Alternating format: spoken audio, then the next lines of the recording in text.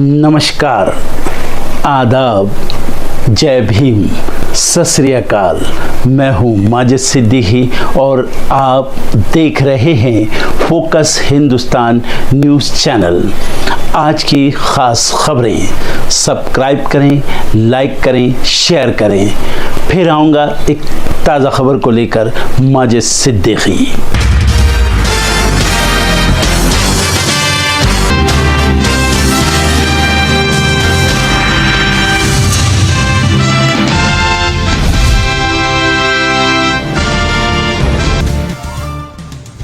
राष्ट्रपति की मंजूरी के बाद वक्फ बिल बना कानून, केंद्र तय करेगा कानून के लागू होने की तारीख। मुस्लिम संगठनों का विरोध, सुप्रीम कोर्ट में मामला। तमिलनाडु के रामेश्वरम पहुंचे पीएम मोदी। एशिया के पहले ऑटोमेटेड वर्टिकल लिफ्ट वाले पंबन रेलवे ब्रिज का किया उद्घाटन। मात्र 5 मिनट में 22 मीटर ऊपर उठेगा ब्रिज। महिला सुरक्षा को लेकर कांग्रेस का पीएम मोदी पर हमला। एनसीआरबी के आंकड़ों का दिया हवाला, कहा नरेंद्र मोदी महिला सुरक्षा में फेल। आरजेडी का मुख्यमंत्री नीतीश कुमार पर तीखा हमला। चप्पल पहनकर पूजा करते साझा की तस्वीर, कहा इससे किसी की भावना आहत नहीं होगी। केंद्रीय मंत्री नितिन गडकरी की नसीहत, नेता को पार्टी और कार्यकर्ताओं को समझना चाहिए अपना परिवार। फडणवीस से जोड़कर देखा जा रहा है बयान। आप विधायक ने रेखा गुप्ता पर लगाया आरोप। दिल्ली के स्कूल में रोहिंग्या छात्रों को एडमिशन कैसे मिला, मंत्री दे जवाब। रामनवमी पर पश्चिम बंगाल समेत 8 राज्यों में हाई अलर्ट। मुंबई में 11,000, कोलकाता में 5,000 पुलिस तैनात। एमपी यूपी में जुलूस पर ड्रोन से नजर। गुजरात के अहमदाबाद में वीएचपी की शोभा यात्रा पर बवाल। सौहार्द बिगड़ने की आशंका से पुलिस ने यात्रा पर लगाई रोक। भड़के कार्यकर्ताओं ने किया चक्का जाम। आज से गृह मंत्री अमित शाह का 3 दिवसीय जम्मू कश्मीर दौरा। सुरक्षा व्यवस्था और विकास कार्यों की करेंगे समीक्षा। सपा सांसद अवधेश प्रसाद ने किए रामलला के दर्शन। बोले मेरे रोम रोम में बसे राम। पीएम मोदी की अपील पर श्रीलंका से 14 भारतीय मछुआरे रिहा। पीएम की श्रीलंका दौरे से वापसी। अंतिम दिन बौद्ध तीर्थ अनुराधापुर में रेलवे स्टेशन का किया उद्घाटन। सऊदी अरब ने 14 देशों के लिए बदले वीजा नियम। भारत और पाकिस्तान के लोगों पर भी होगा असर। हज को ध्यान में रखते हुए उठाया कदम। अमेरिका में ट्रंप मस्क के विरोध में निकली 1200 रैलियां। 150 से ज्यादा समूह जुड़े। नौकरियों में कटौती और सामाजिक नीतियों के खिलाफ हैंड्स ऑफ प्रोटेस्ट। 2 ब्रिटिश सांसदों को इजरायल में नहीं मिली एंट्री। एयरपोर्ट पर ही डिटेन। ब्रिटेन बोला यह अस्वीकार्य और गंभीर चिंता का विषय। इजरायली हमलों से घबराया हमास। बोला तेज कार्रवाई से बंधकों की जान को खतरा। गजा में कई इलाके पूरी तरह से खाली। ट्रंप के टैरिफ युद्ध का असर। ब्रिटेन के पीएम कीयर स्टार्मर 7 अप्रैल को कर सकते हैं वैश्वीकरण का दौर खत्म होने का ऐलान। लगातार चौथे साल सबसे ज्यादा अरबपतियों वाले शहरों की सूची में टॉप पर न्यूयॉर्क। फोर्ब्स की 2025 की लिस्ट जारी। मुंबई का 6ठा स्थान। आईपीएल 2025 में आज सनराइजर्स हैदराबाद का गुजरात टाइटन से होगा सामना। हैदराबाद के home ground Rajiv Gandhi international stadium में शाम 7:30 बजे से खेला जाएगा मैच। तेलुगु सिनेमा के सुपरस्टार रामचरण की बहुप्रतीक्षित फिल्म पेड्डी का फर्स्ट शॉट हुआ रिलीज। रामचरण का लुक बटोर रहा सुर्खियां। बॉक्स ऑफिस पर 7वें दिन सिकंदर की कमाई में इजाफा। 97 करोड़ 50 लाख रुपए हुआ पहले हफ्ते का नेट कलेक्शन। वीकेंड में पकड़ सकती है रफ्तार।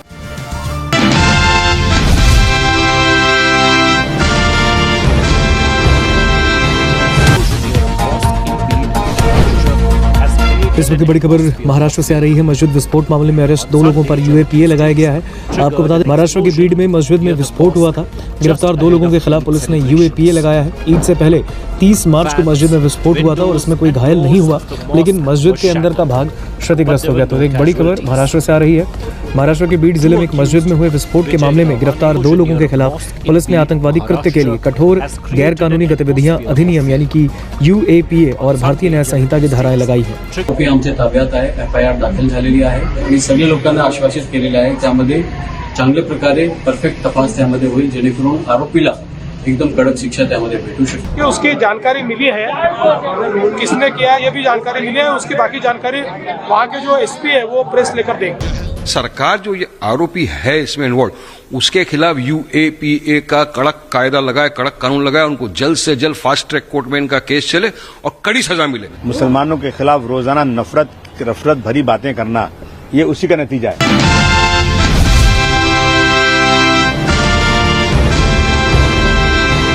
प्रधानमंत्री नरेंद्र मोदी पहुंच चुके हैं रामेश्वरम में और ये सीधी लाइव तस्वीरें आपके सामने पंबन ब्रिज जिसका उद्घाटन करने पहुंचे हैं। और ये देखिए उद्घाटन की तस्वीरें हम आपको दिखा रहे हैं। पंबन ब्रिज का उद्घाटन प्रधानमंत्री की तरफ से किया गया है। ये वही पंबन ब्रिज है जिसका उद्घाटन आज किया जा रहा है। पहला वर्टिकल लिफ्ट ब्रिज है और साथ ही साथ रेल मंत्री अश्विनी वैष्णव को भी आप देख सकते हैं तस्वीरों में प्रधानमंत्री के साथ, वो वहां पर मौजूद हैं। कई विकास योजनाओं की भी आज सौगात प्रधानमंत्री की तरफ से दी जाएगी। लेकिन इस वर्टिकल ब्रिज की अगर बात की जाए तो देश का पहला वर्टिकल ब्रिज ये है। इंजीनियरिंग और डिजाइन काफी खास इसमें बनाई गई है। 100 से अधिक जो स्टील स्पैम से मिलकर इसे बनाया गया है। आपको बता दें कि इस पुल का निर्माण इस तरह से किया गया है कि इस समुद्र के खारे पानी, तेज हवाओं और जंग जैसी समस्याओं का सामना भी कर सकता है। इसके डिजाइन में भूकंप रोधी तकनीक का भी इस्तेमाल किया गया है। किसी भी चीज से इसे नुकसान ना पहुंचे, इसका पूरा ख्याल रखा गया है। आपको बता दें कि क्यों जरूरी इसे माना जा रहा है। समुद्री यातायात के लिए विशेष तौर पर इसे काफी जरूरी माना जा रहा है। आपको ये भी जानकारी दे दें कि जो पूरा इलाका है इसे एक बिजी शिपिंग चैनल माना जाता है। पुराने ब्रिज में जहाजों को निकलने के लिए काफी समय लगता था और अब जब ये नया ब्रिज बन गया है तो माना जा रहा है कि जो रास्ता है वो और सुगम हो जाएगा।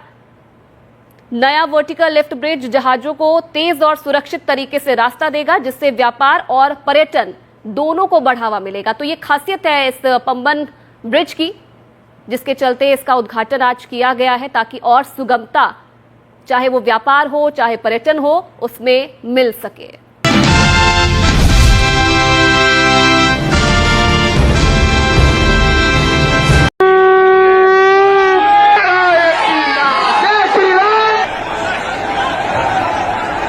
पश्चिम बंगाल में रामनवमी के जुलूस को लेकर राजनीति गर्मा गई है। टीएमसी और बीजेपी दोनों आमने सामने हैं। अदालत ने 6 अप्रैल को जुलूस निकालने की इजाजत दे दी है। बीजेपी समेत कई हिंदू संगठन जुलूस निकालने के लिए तैयार हैं। अब टीएमसी भी जुलूस निकालने जा रही है। डर बस यही है कि हालात बिगड़े ना। हालांकि बंगाल सरकार ने सुरक्षा एजेंसियों को हाई अलर्ट पर रखा है। पश्चिम बंगाल के उत्तर 24 परगना के गोबरडांगा इलाके में रामनवमी की शोभा यात्रा की तैयारियों के दौरान कुछ तनाव पैदा हो गया। बताया जा रहा है कि कुछ लोगों ने पूजा के पंडाल और मूर्तियों में आग लगा दी। ये घटना बरगुम कचहरी बारी इलाके में हुई है, जहां अग्रदूत संघ क्लब पिछले 40 साल से बसंती पूजा का आयोजन कर रहा है। कुछ लोग सुबह सुबह जग गए और देखा कि आग पंडाल के पीछे लगी हुई थी। आग ने मूर्ति के एक हिस्से को जलाकर उसे जमीन पर गिरा दिया। जैसे ही ये खबर फैली, इलाके में लोग परेशान हो गए और अफरा तफरी मच गई और तनाव का माहौल बन गया। स्थिति को संभालने के लिए पुलिस के अधिकारी भी मौके पर पहुंच गए। आपको बता दें कि हाईकोर्ट ने हावड़ा में रामनवमी का जुलूस निकालने की इजाजत देते हुए कहा कि इसमें हथियारों की इजाजत नहीं रहेगी। अदालत ने बाइक रैली निकालने या डीजे बजाने पर भी पाबंदी लगाई है। अदालत ने अंजनी पुत्र सेना, विश्व हिंदू परिषद और दुर्गा वाहिनी को रैली को निकालने की इजाजत दे दी है। अदालत ने रैली में 500 लोगों की शामिल होने के लिए ही कहा है। अदालत ने कहा कि सभी जुलूस जीटी रोड के एक ही मार्ग से होकर निकलेंगे। इसके साथ ही अदालत ने पुलिस को हालात पर नजर बनाए रखने को भी कहा है। दरअसल हावड़ा में रामनवमी पर शोभा यात्राएं निकालने की परंपरा है। इस दौरान विवाद भी होते रहे हैं। पुलिस ने इस साल सुरक्षा को ध्यान में रखते हुए जीटी रोड के रास्ते पिछले 15 सालों से चली आ रही पारंपरिक रामनवमी शोभा यात्रा की इजाजत देने से इनकार कर दिया था। पुलिस के इस आदेश के खिलाफ अंजनी पुत्र सेना नामक के हिंदूवादी संगठन ने हाईकोर्ट का दरवाजा खटखटाया था। अब आपको बताते हैं कि राम पर कैसे बढ़ा बंगाल में विवाद। पूरा बवाल टीएमसी विधायक मदन मित्रा के उस बयान के बाद शुरू हुआ, जिसमें उन्होंने कहा था कि अगर कोई रामनवमी के दिन तनाव पैदा करने की कोशिश भी करेगा तो वो पिटे बिना घर नहीं लौट पाएगा। अपनी ताकत दिखाने के लिए रामनवमी का दिन ना चुने, बस फिर क्या था। बीजेपी नेता दिलीप घोष ने पलटवार कर कहा कि पहले टीएमसी नेता सीधे खड़े होना सीखे, फिर चुनाव।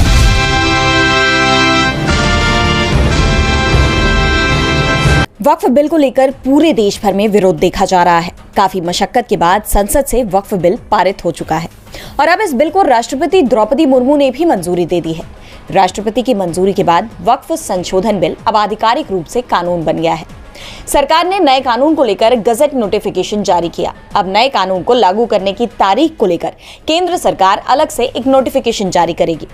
वक्फ बिल 2 अप्रैल को लोकसभा और 3 अप्रैल को राज्यसभा में 12-12 घंटे की चर्चा के बाद पास हुआ था। इस नए कानून को वक्फ संशोधन अधिनियम 2025 के नाम से जाना जाएगा, जो वक्फ संपत्तियों के प्रबंधन, पंजीकरण और सरकारी जमीनों पर दावों को लेकर सख्त नियम लागू करता है। इस बिल का काफी विरोध देखा जा रहा है। वक्फ कानून को लेकर कांग्रेस सांसद मोहम्मद जावेद, AIMIM सांसद असदुद्दीन ओवैसी और आप विधायक अमानत उल्लाह खान और RJD ने अलग अलग याचिकाओं के जरिए इस बिल को सुप्रीम कोर्ट में चुनौती दी है। इन याचिकाओं में कहा गया है कि वक्फ संशोधन एक्ट मुस्लिम कम्युनिटी के साथ भेदभाव करता है।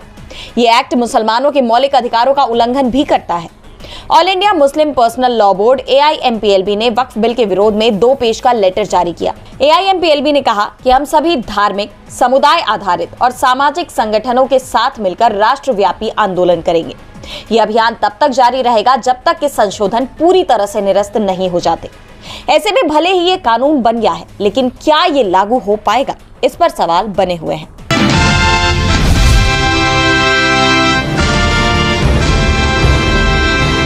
बिहार के नेता प्रतिपक्ष तेजस्वी यादव ने वक्फ संशोधन बिल को लेकर केंद्र की भाजपा सरकार पर तीखा हमला बोला है। पटना में RJD कार्यालय में आयोजित प्रेस कॉन्फ्रेंस में तेजस्वी ने कहा कि अगर उनकी सरकार सत्ता में आए तो बिहार में ये बिल लागू नहीं होने देंगे और इसे कूड़ेदान में फेंक देंगे। उन्होंने बिल को असंवैधानिक करार देते हुए भाजपा पर ध्रुवीकरण की राजनीति करने का आरोप लगाया। तेजस्वी ने कहा कि भाजपा बेरोजगारी, गरीबी और शिक्षा जैसे मुद्दों से ध्यान हटाकर देश को बांटना चाहती है। उन्होंने RSS और भाजपा को संविधान विरोधी ठहराते हुए कहा कि ये नागपुरिया कानून थोपने की कोशिश कर रहे हैं। तेजस्वी ने जोर देकर कहा कि राजद सामाजिक न्याय और धर्मनिरपेक्षता के सिद्धांतों पर चलती है और कभी विचारधारा से समझौता नहीं करेगी। उन्होंने बिल का समर्थन करने वाली तथाकथित सेक्युलर पार्टियों को भी आड़े हाथों लिया और कहा कि उनका पर्दाफाश हो गया है। RJD ने इस मुद्दे पर सुप्रीम कोर्ट में याचिका दायर की है, जैसा कि आरक्षण की लड़ाई में किया था। तेजस्वी ने भाजपा पर मुसलमानों, दलितों और पिछड़ों को हाशिए पर धकेलने की साजिश रचने का आरोप लगाया। उन्होंने कहा कि 65% आरक्षण के मामले में भी भाजपा ने ऐसा ही किया। तेजस्वी ने चेतावनी दी कि ये लड़ाई जारी रहेगी और भाजपा की मंशा को कामयाब नहीं होने दिया जाएगा।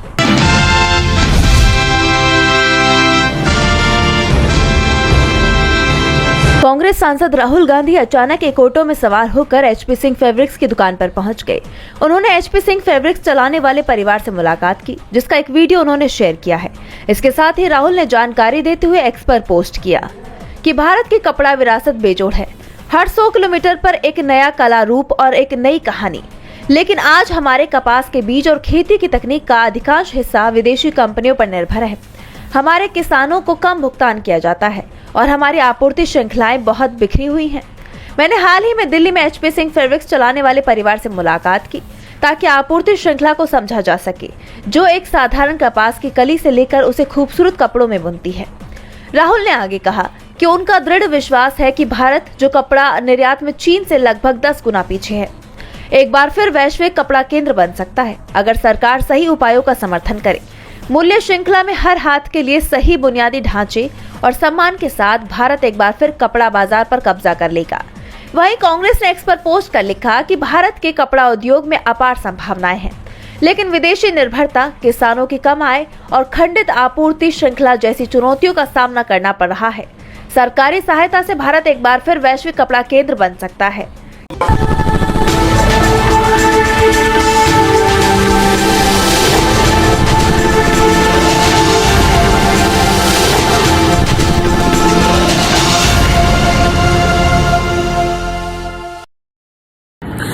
दोस्तों आज मैं आपको बताने वाला हूं कि अगर आपकी बॉडी में मैग्नीशियम की डेफिशिएंसी हो जाए तो आपको क्या क्या प्रॉब्लम हो सकती है। सबसे पहले इंसोमेनिया, नींद ना आना, स्लीपिंग डिसऑर्डर, इंसान सारी रात करवटें बदलता है, नींद नहीं आती, स्ट्रेस लेवल, एंजाइटी बढ़ जाती है इससे, क्योंकि कोर्टिसोल हार्मोन को रोकने में मदद करता है। और अगर आपकी बॉडी में मैग्नीशियम नहीं है तो कोर्टिसोल बढ़ जाता है, जिसकी वजह से स्ट्रेस और एंजाइटी हो जाती है। मूड स्विंग्स, इंसान को पता नहीं चलता, उसके मूड स्विंग्स होते हैं, थोड़ी थोड़ी देर में गुस्सा आना, थोड़ी थोड़ी देर में चिड़चिड़ापन होना, क्योंकि ये सेरोटोनिन हार्मोन को बढ़ने में मदद करता है। अगर आपकी बॉडी में less magnesium is equal to less serotonin, और सेरोटोनिन हैप्पीनेस का हार्मोन है। अलावा इसके ये फटीग को भी कम करता था। अगर आपकी बॉडी में मिनरल डेफिशिएट है, अगर आपकी बॉडी में मैग्नीशियम नहीं है, तो आपको थकावट बहुत जल्दी फील होगी, जरा सा काम करती है आपकी बॉडी थक जाएगी। पुअर डाइजेस्टिव सिस्टम, ये डाइजेस्टिव सिस्टम को भी मैनेज करने में बड़ा शानदार रोल प्ले करता है, और अगर इसकी डेफिशिएंसी है तो कॉन्स्टिपेशन, डायरिया जैसी प्रॉब्लम हो जाती है। माइग्रेन बहुत खतरनाक प्रॉब्लम है। माइग्रेन अगर डेफिशिएट है आपकी बॉडी मैग्नीशियम से, तो आपको माइग्रेन की प्रॉब्लम भी हो सकती है। ब्लड प्रेशर, अगर आपकी बॉडी में मैग्नीशियम कम है तो आपको ब्लड प्रेशर की प्रॉब्लम हो सकती है। इरेगुलर हार्ट बीट, ये हार्ट बीट का बढ़ जाना, कम हो जाना, बढ़ जाना, कम हो जाना, मैग्नीशियम डेफिशिएट होने की निशानी है। ऑस्टियोपोरोसिस, बोन हेल्थ वीक हो जाती है, क्योंकि आपकी बॉडी का 60% जो मैग्नीशियम है वो आपकी बोन्स के अंदर होता है। अगर आप बाहर से मैग्नीशियम नहीं ले रहे हैं तो आपकी बॉडी जो है वो हड्डियों में से लेना शुरू कर देती है, जिसकी वजह से ऑस्टियोपोरोसिस की प्रॉब्लम भी हो सकती है, आपकी हड्डियां कमजोर हो जाती हैं। और मसल क्रैम्पिंग, मसल क्रैम्प, नस पे नस का चढ़ जाना, मसल्स पे अकड़ जाना, बिल्कुल चलना मुश्किल हो जाता है। तो मसल क्रैम्पिंग भी तभी होती है जब आपकी बॉडी में मैग्नीशियम की डेफिशिएंसी हो। और दोस्त, हमारे यहाँ 90% से ज्यादा लोग मैग्नीशियम डेफिशिएंसी के शिकार हैं। कहां से मिलेगा मैग्नीशियम, कितनी मात्रा में लें, किस क्वालिटी का लें? तो उसका जवाब है वेस्टीज प्राइम CMD। इसके अंदर आपको भरपूर मात्रा में मैग्नीशियम मिलेगा, आपकी सारी प्रॉब्लम सॉल्व हो जाएगी। Thank you so much. दर्शकों, देख लिया आपने हमारे वीडियो को। हमें खुशी होगी कि आपने हमारे न्यूज़ को लाइक किया और दूसरों को शेयर किया। अगर अभी तक हमारे चैनल फोकस हिंदुस्तान को सब्सक्राइब नहीं किया है तो तुरंत सब्सक्राइब करें, कमेंट करें और बेल आइकॉन को प्रेस करें। हम हाजिर हैं खबर के लिए।